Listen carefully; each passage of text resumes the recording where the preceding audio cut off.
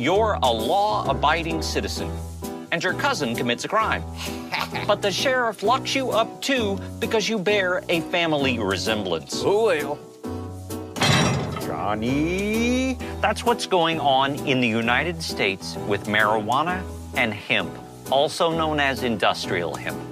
They're from the same species of plant, but are different varieties. It's like poodles and wolves. Same species, different breeds. Hemp can make thousands of products and the planet healthier. The only thing it can't do is make a person high. Bummer, man. Something other industrialized countries understand. They farm it and reap the profits. But in the United States, while it's legal to import millions of dollars of hemp products, it's illegal to grow as a crop.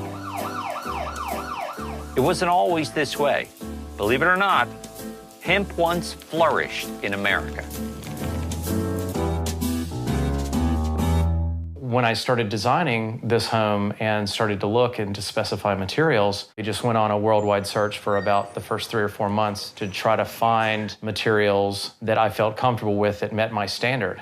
And that standard would be in reference to my child, who is a 9-year-old disabled little girl that has some fairly extreme chemical sensitivities.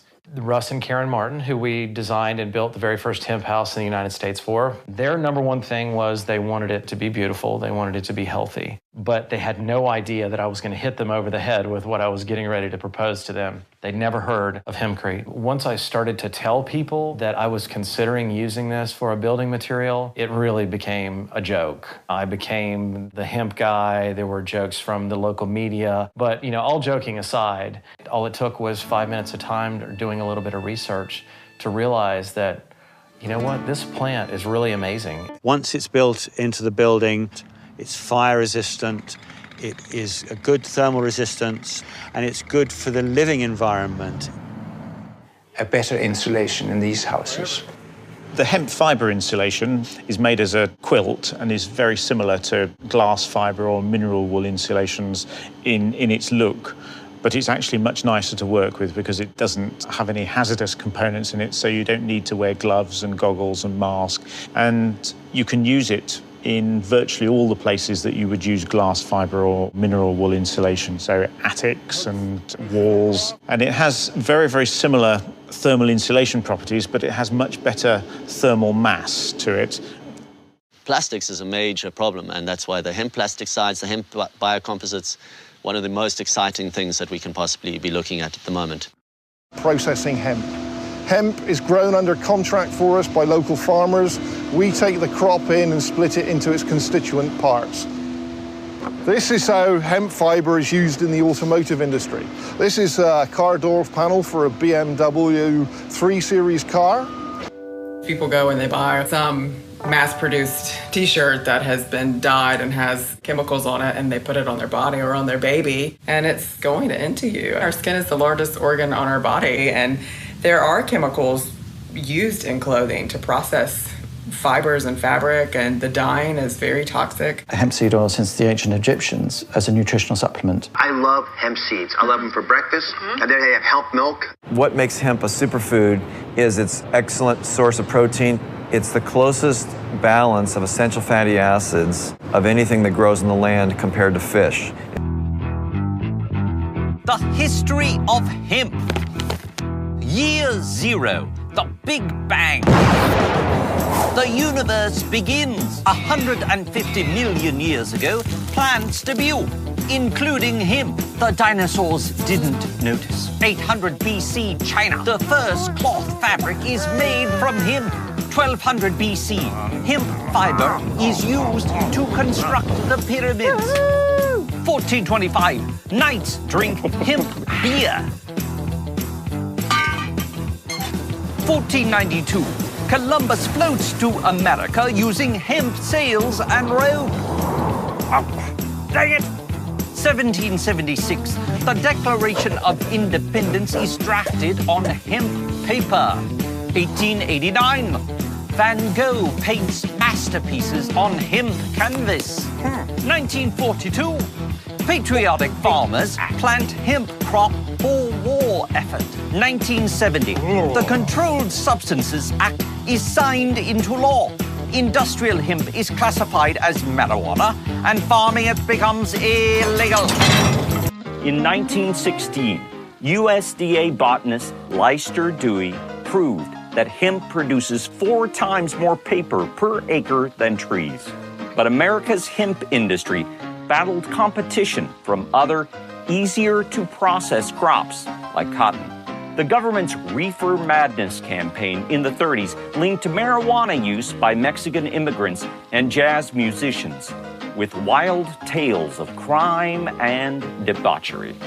The Marijuana Tax Act of 1937 contained penalties effectively prohibiting the devil's lettuce. It also regulated what was left of the hemp industry out of existence, despite a 1938 Popular Mechanics article calling hemp the new billion-dollar crop. Uncle Sam loved hemp again when the fiber was needed in World War II and encouraged children in 4-H clubs to plant seeds.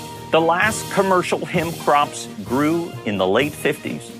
In 2010, Dewey's diary is discovered and reveals the Pentagon was built on land where he grew hemp for the U.S. government.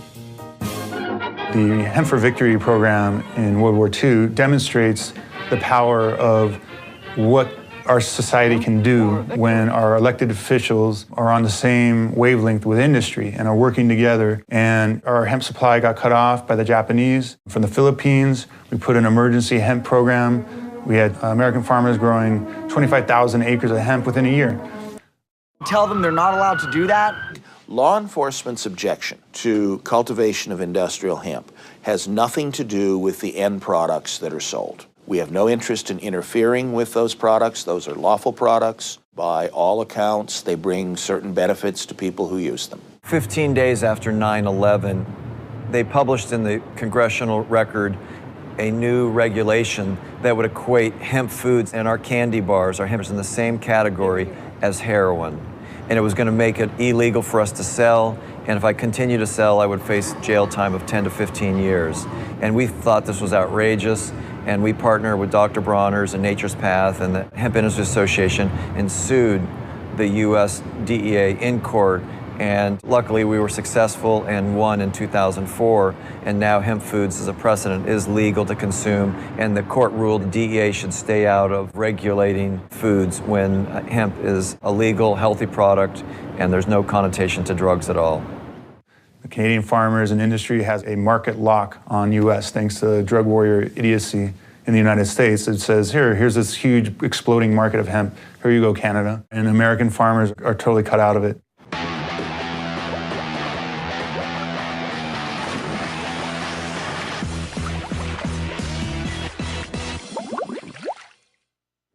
Did you know that there's a plant strong enough to replace plastic, oil, and building materials?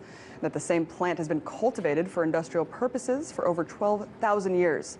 Yet it's been classified as a Schedule I controlled substance drug by the U.S. government. Nope, not marijuana, hemp. Recently, Kentucky Agriculture Commissioner James Cormer has requested a legal review of the steps necessary for hemp regulation. The federal ban is lifted on growing the crop. That's right, Kentucky could soon be reviving an industry that only a century ago was considered to be the most important cash crop and vital to the strength of the U.S. economy. So let's backtrack a little bit and talk about what hemp actually is. Throughout human existence, hemp has been used as an important source of fuel, clothing, shelter, and even food for people all over the world. In this country, industrial hemp was widely cultivated since America's first settlers arrived in the early 1600s. In fact, even our founding fathers acknowledged hemp's enormous benefits. George Washington, John Adams, and Thomas Jefferson all grew hemp. Just check out the Congressional Research Service report on hemp that states, quote, although marijuana is also a variety of cannabis, it is genetically distinct from industrial hemp, and it is further distinguished by its use and chemical makeup. So, hemp is genetically distinct from the drug, marijuana. In fact, if you smoked an entire garbage bag full of hemp, you wouldn't get high. Yet the plant remains illegal under U.S. federal law. And like I said before, not because it's a danger to people, but because it's a danger to corporations. In the early 20th century, hemp competed heavily with the cotton and paper industry. Because paper made from trees had to compete against environmentally friendly hemp products, the paper industry was at risk to suffer. So William Hearst, a New York State congressman and one of the biggest newspaper publishers in America, launched a campaign against hemp. He used his publication to smear the public's perception of the crop. Reviews, this report found that marijuana works to treat chronic pain in adults. Marijuana works to improve the symptoms of nausea and vomiting in cancer patients. So why do we deny them? There also appears to be conclusive or substantial evidence that marijuana can improve symptoms of multiple sclerosis spasticity. There's moderate evidence that marijuana can improve short-term sleep outcomes in people with obstructive sleep apnea, fibromyalgia, chronic pain, and multiple sclerosis. There's limited evidence that marijuana increases appetite for people with HIV/AIDS, that improves the symptoms of Tourette syndrome, and that it improves anxiety or reduces the symptoms of PTSD. On the other hand, there's limited evidence, which means there's some, that marijuana does not improve symptoms associated with dementia, nor that it improves the intraocular pressure that comes with glaucoma. Also, there's evidence that it doesn't improve depressive symptoms in people with chronic pain or MS. So absurd and untenable has become the government's position on marijuana that more and more people are beginning to suspect that the prohibition is not based on the presumed dangers of its chemical compounds, but on the tremendous potential that hemp has always shown in history for industrial production. What is happening in the world of marijuana? In all known civilizations, cannabis has been the most useful plant for mankind. You can make paper out of it, that you can make cloth out of it, you can make cord out of it, you can make oil, you can make medicine. You can make food out of hemp seed oil, you can burn it in a lamp, you can make rope.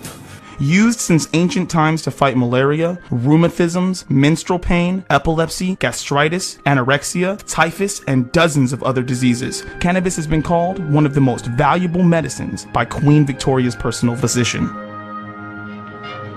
Yet from one day to the next, this miraculous plant has become the forbidden fruit, the root of all evil, the source of sin, perversion, and immorality, which could easily drive people to insanity.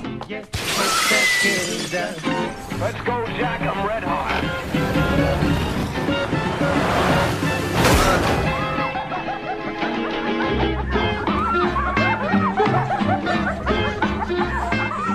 What was really behind the sudden, overwhelming, and unstoppable demonization of marijuana? Who was Ari Anslinger, the man who had marijuana prohibited all over the world, and who was financing him from behind the scenes? In the 1930s, investor-publisher William Randolph Hearst invested heavily in thousands of acres of timberland to make paper. But at the same time, Hearst's tree paper was in direct competition with the established hemp paper, and Hearst was also in the business of printing newspapers. So, Hearst joined forces with the DuPont Company, who, by the way, was developing a fabric called nylon, which was in direct competition with hemp cloth. Together, they would cook up a scheme to take hemp completely off the market so their individual enterprises could flourish. In 1937, DuPont patented the processes to make plastics from oil and coal. DuPont's annual report urged stockholders to invest in its new petrochemical division. Synthetics such as plastics, cellophane, celluloid, methanol, nylon, rayon, Dacron, etc. can now be made from oil. Natural hemp industrialization would have ruined over 80% of DuPont's business. Andrew Mellon became Hoover's Secretary of the Treasury and DuPont's primary investor. He appointed his future nephew-in-law, Harry J. Anslinger, to head the Federal Bureau of Narcotics and Dangerous Drugs. While the DuPont Company relentlessly lobbied Washington with clever propaganda, Hearst began a racist smear campaign printed in his many newspapers to convince common Americans that hemp, or marijuana, was an evil drug. Enter the extremely ambitious Harry J. Anslinger, America's first head of the Bureau of Narcotics. At the time, he was pushing for a restriction on opiates and cocaine, but it would certainly help to build his career and his agency if he added marijuana to that short list. After all, Hearst and DuPont had done an excellent job with their propaganda. Marijuana marijuana influences Negroes to look at white people in the eye, step on white men's shadows, and look at a white woman twice. The rest is an embarrassing and dismal history.